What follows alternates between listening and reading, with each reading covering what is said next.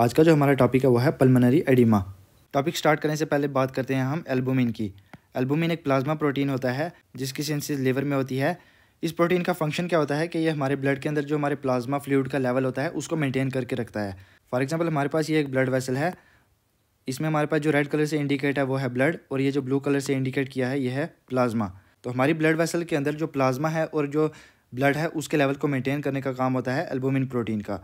अगर albumin protein की deficiency हो जाए तो ये जो प्लाज्मा है ये हमारी ब्लड वेसल से सीप आउट होकर बाहर निकल जाता है, जिसकी वजह से एडिमा होने के चांसेस होते हैं। अगर हम पल्मोनरी एडिमा की डेफिनेशन की बात करें तो पल्मोनरी एडिमा एक ऐसी कंडीशन होती है जिसकी वजह से हमारे पास एडिमा हो जाता है हमारी पल्मोनरी कैविटी में, यानी कि जो हमारे लंग्स होते हैं वो जिस कैविटी में प्रेजेंट होते हैं उसमें फ्लूइड की एक्यूमुलेशन हो जाती है। ये एक इमरजेंसी कंडीशन है जिसको इमीडिएट ट्रीटमेंट चाहिए होता है, क्योंकि इस कंडीशन में क्या होता है कि हमारी पल्मोनरी कैविटी में फ्लूइड फिल हो जाता है और उसकी वजह से जो एक्सचेंज ऑफ गैसेस होता है हमारे लंग्स में उसमें प्रॉब्लम होने की वजह से ऑक्सीजन की डेफिशिएंसी भी हो सकती है हमारी बॉडी में, इसलिए ये एक इमरजेंसी कंडीशन है। अगर हम इसके काजेज़ की बात करें तो पहला काज है हमारे पास कार्डियोजेनिक काज।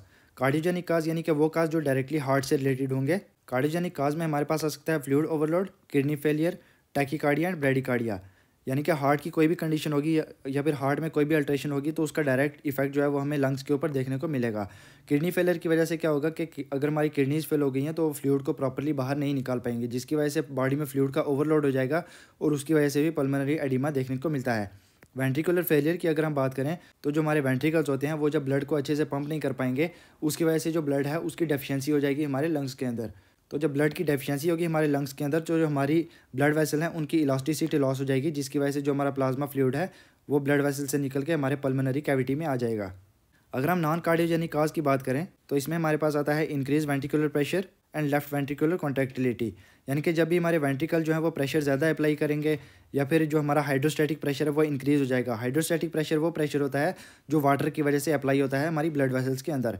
फॉर एग्जांपल ये हमारी ब्लड वेसल है और इसके अंदर ये ब्लड प्रेजेंट है। ब्लड जो है वो भी पानी से बना होता है और ये जो ब्लड है जब ये प्रेशर अप्लाई करेगा ब्लड वेसल की वॉल्स के ऊपर उसको हम कहेंगे हाइड्रोस्टैटिक प्रेशर। जब ये प्रेशर इंक्रीज हो जाता है तो जाहिर सी बात है उसकी वजह से भी जो हमारी ब्लड वेसल है उसमें से ये फ्लूइड बाहर निकल जाएगा, जिसकी वजह से एडिमा होने के चांसेस होते हैं। नेक्स्ट है हमारे पास न्यूरोलॉजिकल काजेज। न्यूरोलॉजिकल काजेज जैसे कि हेड इंजरी होगी, स्ट्रैगुलेशन या फिर सीजर। तीनों कंडीशन में क्या होता है कि हमारे ब्रेन में अल्ट्रेशन होती है और ब्रेन जो होता है वो हमारी पूरी बॉडी को कंट्रोल करता है। अगर ब्रेन में कोई भी अल्ट्रेशन होगी उसकी वजह से हाइड्रोस्टैटिक प्रेशर भी इंक्रीज़ हो सकता है, उसकी वजह से टैकीकार्डिया भी हो सकता है, उसकी वजह से ब्रेडिकार्डिया भी हो सकता है और उसकी वजह से हार्ट के अंदर भी अल्ट्रेशन आ सकती हैं, जिसकी वजह से हमें पल्मोनरी एडिमा देखने को मिल सकता है। अगर हम इसके अदर काजेज़ की बात करें इसमें आता है हमारे पास सीवियर इन्फेक्शन, जिसमें हमारे पास आता है टीबी, निमोनिया और अदर इन्फेक्शन जो हमारे लंग्स के रिलेटेड होते हैं उन सब में पल्मोनरी एडिमा होने के चांसेस होते हैं। नेक्स्ट है आर्टेरियोवेनस मालफॉर्मेशन।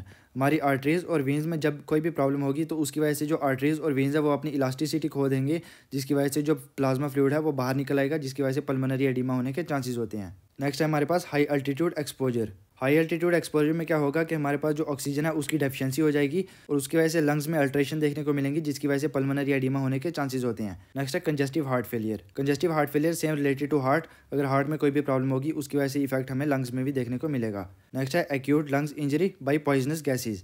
अगर कोई भी पॉइजनस गैस है वो हम इनहेल कर लेंगे उसकी वजह से जो लंग्स का पैरेन्काइमा है अगर वो डैमेज हो जाए केसेज में भी हमें पल्मोनरी एडिमा देखने को मिल सकता है। नेक्स्ट है नैरोइड आर्टरीज। जब हमारी जो आर्टरीज होती हैं जब वो नैरो हो जाती हैं उसकी वजह से क्या होता है कि जो हमारा प्लाज्मा फ्लूइड है वो भी सीप आउट हो जाता है हमारी ब्लड वेसल से, जिसकी वजह से हमें पल्मोनरी एडिमा देखने को मिल सकता है। नेक्स्ट है थोरैकोसेंसिस। थोरैकोसेंसिस की वजह से अगर कोई इन्फेक्शन हो जाता है तो उसकी वजह से भी हमें पल्मोनरी एडिमा देखने को मिल सकता है। अगर हम इसके क्लिनिकल मैनिफेस्टेशन की बात करें, पहले हमारे पास रेस्टलेसनेस, क्योंकि ऑक्सीजन की डेफिशिएंसी होगी हमारे मसल्स में भी, जिसकी वजह से रेस्टलेसनेस देखने को मिलेगा। नेक्स्ट है क्रैकल। नेक्स्ट है पेल और ब्लूइश डिस्कलरेशन, जिसको हम साइनोसिस भी कहते हैं। नेक्स्ट है presence of abnormal sound on auscultation. जब हम स्टेथोस्कोप से चेक करेंगे तो हमारे जो लंग्स की साउंड है वो हमें एबनॉर्मल सुनाई देगी। नेक्स्ट है ब्रेथलेसनेस। ब्रेथलेसनेस क्यों होगा? क्योंकि जब हमारी बॉडी में ऑक्सीजन की डेफिशिएंसी होगी तो लंग्स जो है उस चीज़ को कंपनसेट करने की कोशिश करेंगे, जिसकी वजह से जो हमारा रिस्पिरेटरी रेट है वो इंक्रीज़ होगा और हमें ब्रेथलेसनेस फील होगा।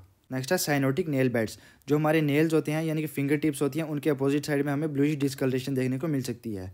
नेक्स्ट है हमारे पास प्रोक्सिमल नॉक्टर्नल डिस्निया। इसमें क्या होता है कि एक पेशेंट जो है वो रात को 1 या 2 घंटे के लिए सोएगा, उसके बाद क्या होगा उसको डिस्निया फील होगा, जिसकी वजह से उसकी नींद खुल जाएगी, लेकिन इस कंडीशन में पेशेंट जो है वो अपराइट पोजीशन में रिलीफ फील करेगा। नेक्स्ट है एक्सेसिव स्वेटिंग।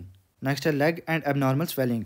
जब ऑक्सीजन की डेफिशिएंसी होगी तो उसकी वजह से लेग्स जो हैं उनमें भी हमें स्वेलिंग देखने को मिल सकती है।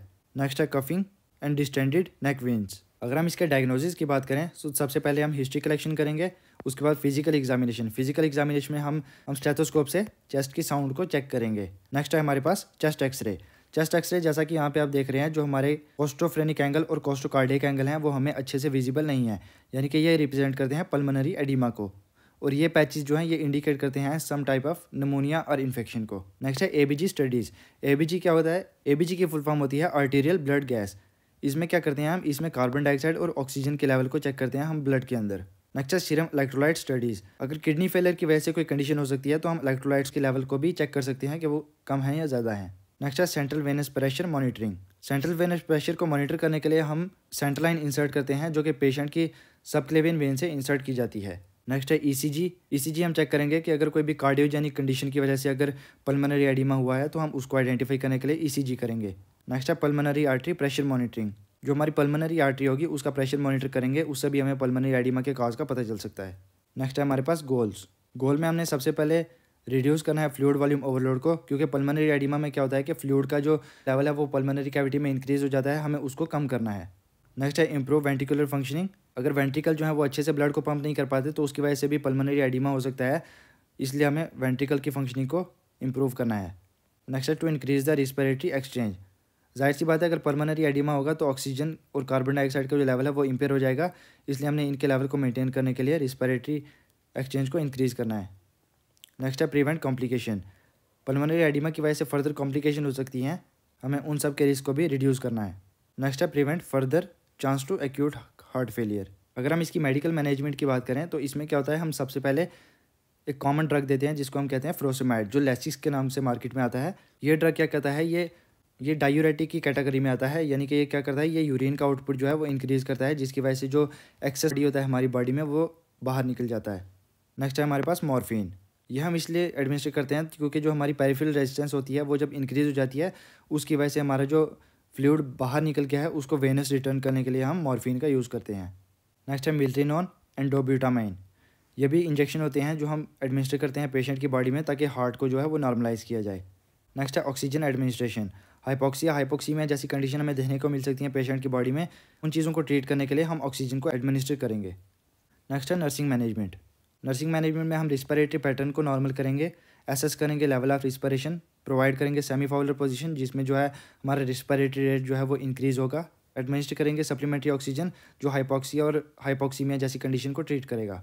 नेक्स्ट हम रिड्यूस करेंगे एंजाइटी। पहले हम लेवल एसेस करेंगे एंजाइटी का कितना है, उसके बाद हम साइकोलॉजिकल सपोर्ट प्रोवाइड करेंगे। तो यही था हमारा आज का टॉपिक। अगर आपको ये वीडियो अच्छी लगी हो तो लाइक शेयर एंड सब्सक्राइब करें। Thank you.